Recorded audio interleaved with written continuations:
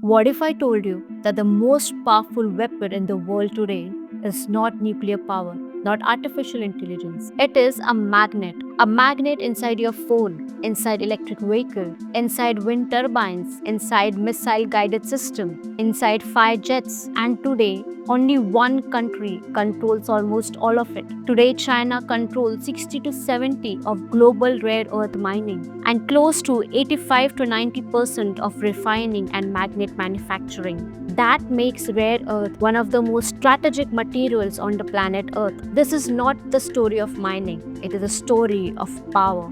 So today in this video, we will cover what rare earths are, how China captured this industry, what 2026 union budget silently signals, why global demand exploded, and why India suddenly cares. So let's begin. Namaste friends, I'm Rohini and you're watching the knowledge series of fincash.com.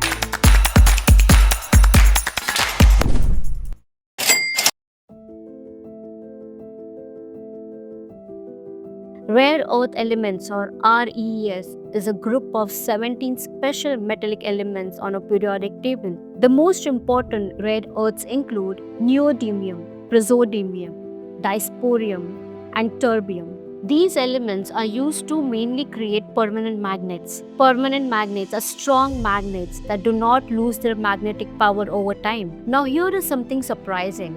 Rare earths are actually not rare. They exist in decent quantities in the Earth's crust, that is the outer layer of the planet where mining happens. But they are difficult because they are scattered, not concentrated. They are mixed with other minerals. They often contain radioactive material and they require complex chemical separation. So refining means chemically processing raw materials to extract pure elements. Mining gives you material and refining gives control. Because if you cannot refine rare earths, you cannot build EV motors, advanced missiles, wind turbines, or high-end electronics. So whoever controls mining controls the global supply chain. And today we clearly saw how one country dominates that stage. From 1980s to 1990s, United States was a global leader in rare earth production. California's Mountain Pass mine dominated global supply. Then China entered aggressively with heavy government subsidies, cheap labor, fewer environmental restrictions, long-term industrial planning. While Western nations treated rare earth just as another commodity, China treated them as a strategic weapon. China supplied rare earth at extremely lower price, and then global price crashed. Western producers shut down because they could not compete. By 2010, China controlled nearly 97% of global supply chain of rare earth. And then came a turning point. In 2010, during a dispute with Japan, China restricted rare earth exports. Prices surged sharply and supply chain got panicked. That movement changed everything. The world realized that earth metals is not just industrial need. They are strategic leverage, economic power that can influence other nations. And once a supply chain collapses, rebuilding it takes years. In October 25, China tightened export control on rare earth materials and related technology. Now companies need a license to export products that use Chinese rare earths, even if those products are made outside China.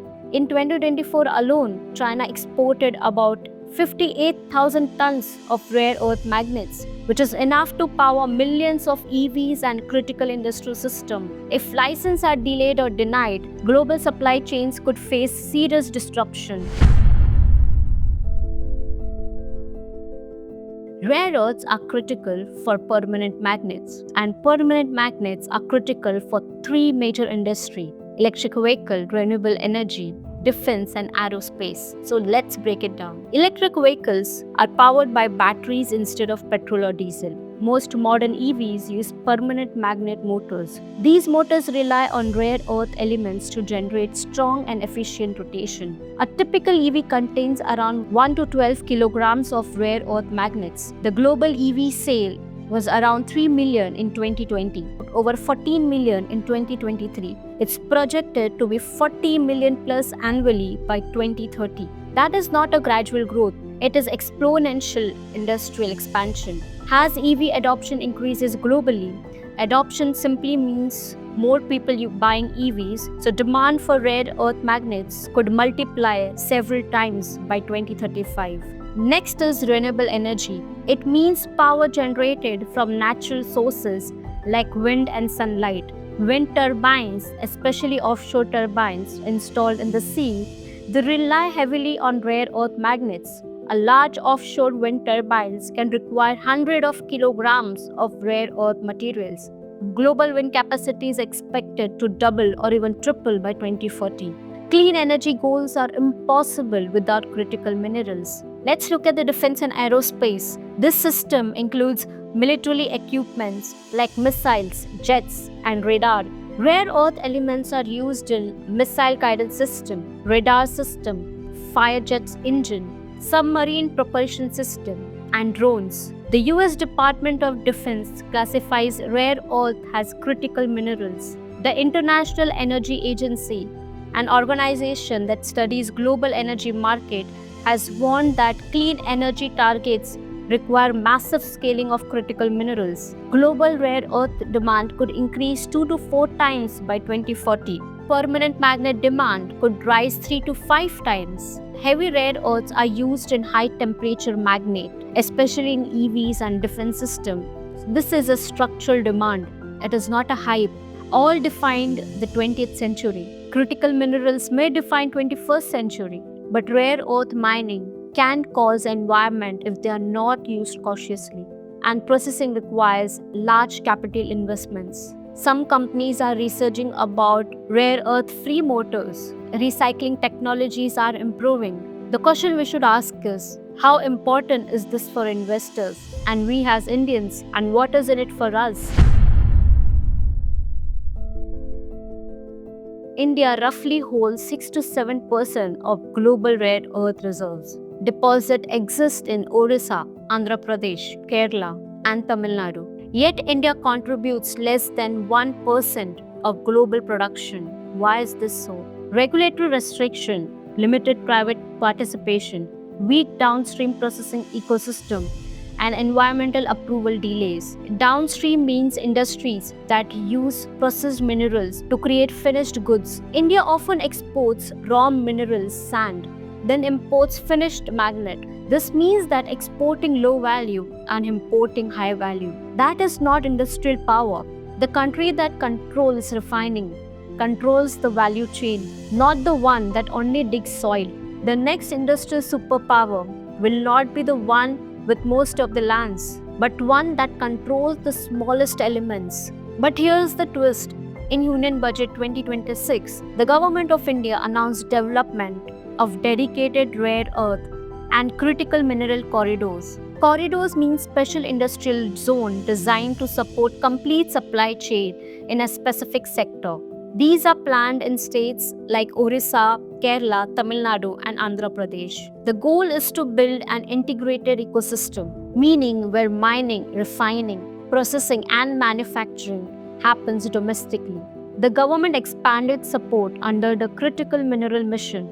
Custom duty exemption were provided on certain capital goods used in rare earth processing. Earlier, a scheme worth 7,000 crores was approved to develop rare earth magnet manufacturing capacity. Permanent magnet manufacturing capacity means the ability to produce industrial-grade magnets within India. This is not just a policy support. It is India signaling that it wants to enter the global rare earth power map. Execution risk in India remains, but this is a long-term structural theme. It's not a short-term speculation. Critical minerals are materials very essential for national security and economic stability. So this demand is not optional. It is strategic. Rare earths is not just about geopolitics. They are about economic direction. They influence the cost of electric vehicles, the speed of renewable expansion, India's defense manufacturing ambition, the growth of advanced electronics and semiconductor ecosystem. But here is a deeper layer that you should not miss. Industrial shifts potentially create investment cycles. When a country prioritizes a strategic sector, Three things usually follows: policy support, capital expenditure, and private sector participation. Capital expenditure means large investments in factories, infrastructure, and technology. This is when entire supply chains begins to form. That is from mining companies to chemical processors to magnet manufacturers to EV market. For investor it matters because a structural theme usually plays out from 5 to 15 years and even more. Think about IT industry in early 2020s, telecom expansion and renewable energy over the last decade. Rare earths and critical minerals could become the foundation of next manufacturing cycle. If India successfully builds refining and magnet manufacturing capacity, then it reduces import dependency. It will improve trade balance. It will attract global manufacturers, create high-skilled jobs. It will strengthen long-term economic resilience. But here is a reminder: not every company in the sunrise sector becomes a winner. Early stage industry can be volatile, meaning prices can move sharply and swiftly. Policy execution, global price, and technology shifts all really matters a lot. Rare earths are not trending in headlines. They are foundational industrial shift. Will India remain a supplier of raw mineral sand or become a global magnet powerhouse? Because in 21st century, power is invisible and it's magnetic. So as investors, it is very critical to see which industry will rise in coming years and which industry the government is cautiously investing and what will benefit India as a country on the global level in coming years. So stay tuned, invest your money very wisely and cautiously. Always keep your financial health on your priority checklist because it's your money, invest it wisely. Please do like, comment and share this video if it has added value to your knowledge and your time. Thank you.